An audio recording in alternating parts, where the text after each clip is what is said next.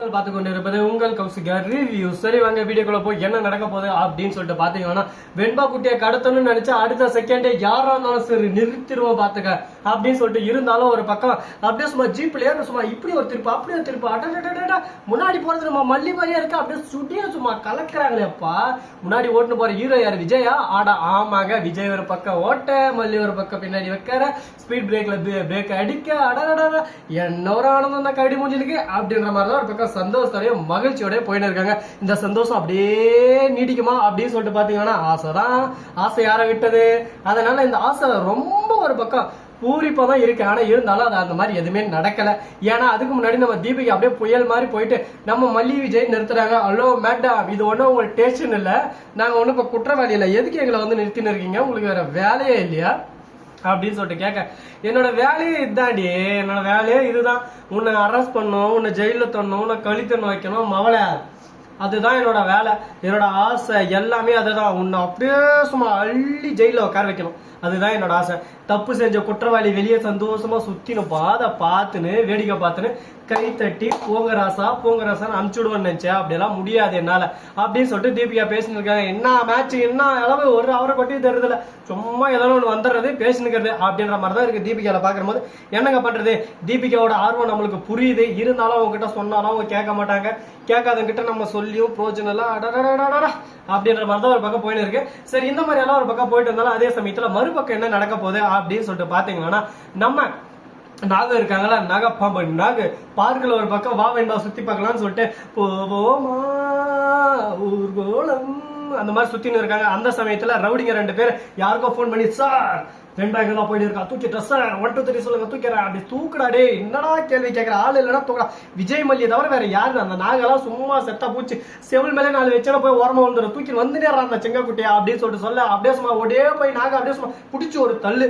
உடனே நம்ம வெண்பா பிடிச்சி வெண்பா அப்படின்னு சொல்லிட்டு கதறாங்க ஒரு பக்கம். வெண்பா பிடிச்சி குட்டு குட்டு குட்டு குட்டு குட்டு குட்டு ரவுடிங்க ஒரு பக்கம் எடுத்தாம்பாரு ஓட்டம் நிக்கலையா அப்படின்ற மாதிரி தான் ஒரு பக்கம் ஓடிட்டாங்க. உடனே என்னாச்சு அப்படின்னு சொல்லி வெண்பா இருந்தாலும் ஒரு பக்கம், டே என்னடா உங்களுக்கு பிரச்சனை, எப்ப பார்த்தாலும் என்னவே கருத்துன்னு இருக்கீங்க, சின்ன குழந்தைகளா பார்க்க மாட்டேங்கிறடா, சும்மா இந்த பக்கம் போடா கருத்துறீங்க, இந்த பக்கம் போடா கருத்துறீங்க, நான் என்னடா பண்றது அப்படின்னு சொல்லிட்டு பாத்தீங்கன்னா, உடனே பாக்குற ரவுடிகளா இருந்து ஒரு பக்கம் மனசு எருவாங்கன்னு சொல்லிட்டு பார்த்தா, வாய முடின்னு உன்னால எங்களுக்கு இப்ப 30 லட்சம் வரப்போகுது, எல்லாம் தாத்தா தலைவன் கதிரேசன் தான் கொடுக்கறது எங்களுக்கு அப்படின்னு சொல்லிட்டு சொல்ல, டே ரவுடிகளா நீங்க உண்மையான ரவுடிகளா இல்ல முட்டாளுகளாடா, கதிரேசன் தான் பண்ணாரு அப்படின்னு சொல்லிட்டு கதிரேசன் பேரை அடிச்சு சொல்றீங்களா?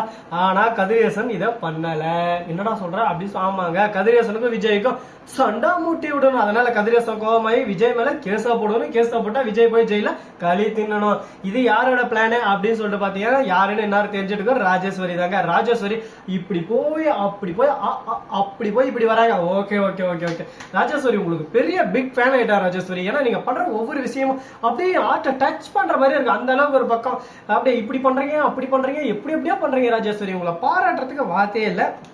சரி விடுங்க, ராஜேஸ்வரியை பத்தி இதுக்கு மேல பேசணும்னா, ராஜேஸ்வரியை பத்தி நம்ம புகழ்ந்துன்னு இருந்தா ராஜேஸ்வரிக்கு ஒரு பக்கம் வெக்கம் வந்து, ஐயோ என்ன புகழாதீங்க என்ன விட்டுருங்க அப்படின்னு சொல்லிட்டு ராஜேஸ்வரியை கதற ஆரம்பிச்சிருவாங்க. அதனால ராஜேஸ்வரிய கான்செப்டை இதோட விட்டுட்டு நம்ம ரஞ்சில வந்து ராஜம்மா ராஜம்மா எங்களுக்கு கொஞ்சம் பாரம்மா, என்னம்மா ராஜம்மா இந்த மாதிரி ஒரு பக்கம் பண்ணிட்டு இருக்கீங்க, இதனால நம்மளுக்கு எதுவும் பிரச்சனை வராது, நம்மளுக்கு எந்த பிரச்சனை வராது, நம்மளோட விளையாட்டு சேஃப்டி விளையாட்டு.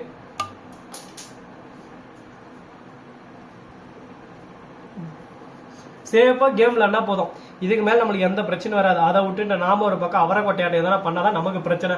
சேஃப் கேம்ல நம்மளுக்கு எந்த பிரச்சனையும் இல்லை அப்படின்னு சொல்லிட்டு பேசினிருக்காங்க. இவங்க சொல்றதெல்லாம் கேட்கும் போது சந்தோஷமா தான் இருக்கு. ஆனா இது சேஃப் கேமா சேஃப் இல்லாத கேமான்னு சொல்லிட்டு பொறுத்து பார்த்தா தெரிய போது. சரி, முடிஞ்சதெல்லாம் முடிஞ்சிருச்சு. இப்ப நம்ம விஜய் மல்லி என்னடா பண்றாங்க அப்படின்னு சொல்லிட்டு பார்த்தா, விஜய் மல்லி திரும்ப ஜாலியா ஊர் சுத்த போயிட்டாங்க. தீபிகா ஒரு பக்கம் படு கோணத்துல இருக்காங்க, படு காயத்துல இருக்காங்க, வெறியில இருக்காங்க, நொந்துன்னு இருக்காங்க அப்படின்ற மாதிரி ஒரு பக்கம் கோவத்தோட உச்சத்துல போயிட்டு அந்த மல்லி எதனா பண்ணணுமே, என்ன பண்றது என்னத்த பண்ண சொல்ல ஒண்ணு இல்லை அப்படின்னு சொல்லிட்டு ஃபீல் பண்ணிருக்காங்க. நீங்க எதுக்கும் கவலைப்படாதீங்க அப்படின்ற மாதிரி தீபிகாவுக்கு ஒரு பக்கம் உயிர் மூச்சு எல்லாமே போற மாதிரி இருக்கு. ஏன் எதனால அப்படின்னு சொல்லிட்டு பாத்தீங்கன்னா, தீபிகா அந்த அளவுக்கு ஒரு பக்கம் ப்ரெஷர் ஆயிட்டாங்க. இதுக்கப்புறம் உங்களை காப்பாற்ற முடியாது, தீபிகா இருக்கு ஆள் கட்டிராஜிலே வருது, ஒரு பக்கம் சோகமா தான் இருக்கு. என்னங்க பண்றது, நானும் உங்களை முடிஞ்ச வரைக்கும் காப்பாத்திரணும்னு சொல்லிட்டு போராடினேன். போராட்டத்தின் விளைவாதான் நீங்க இப்ப இப்படி ஆக போறீங்கன்னு சொல்லிட்டு தெரியும் போதுதான் மனசுக்கு கஷ்டமா இருக்கு. சரி, இந்த விஷயத்தை இதோட விட்டுருவோம். இதுக்கப்புறம் இந்த விஷயத்தை விஷயத்தை பத்தி பேசி ஒண்ணும் நடக்க போறது. இதுக்கப்புறம் என்ன பண்ணலாம் ஏது பண்ணலாம் அப்படின்ற விஷயத்தை பத்தி நம்ம புதுசா தினசா யோசிச்சு சிந்திச்சு செஞ்சோம்னா கண்டிப்பா வெற்றி நிச்சயம். இது வீர சத்தியம் அப்படின்ற மாதிரி தான் ஒரு பக்கம் இருக்க போது. பாப்போம் என்னென்ன நடக்க போகுது, எது நடக்க போகுதுன்னு சொல்லிட்டு. இது மட்டும் இல்லாம நம்ம தலைவன் அப்படியே சும்மா வேற மாதிரி ஒரு பக்கம் தீபக் வராரு. தீபக் வந்து இதோ பாருங்க விஜய் மல்லி, நீங்க எங்க இருக்கீங்க, என்ன பண்றீங்க, ஒவ்வொரு நொடியும் ஒவ்வொரு செகண்டும் தீபிகா அவங்களை வாட்ச் பண்ணே இருக்கா. நான் சொல்ல வேண்டியதை சொல்லிட்டேன், தீபிகா எந்த நேரத்துல வேணாலும் உங்க ஆப்பு வைக்கலாம், மல்லியை எப்படியான கைது பண்ணிடணும் அப்படின்னு சொல்லிட்டு பிடிவாதமா இருக்காங்க. மல்லிக்கும் தீபிகாவுக்கும் ஏதோ ஒரு பிரச்சனை இருக்கு. கொடுத்தல் வாங்கல் பிரச்சனையா இல்ல வேற எதனா பிரச்சனையான்னு சொல்லிட்டு தெரியல.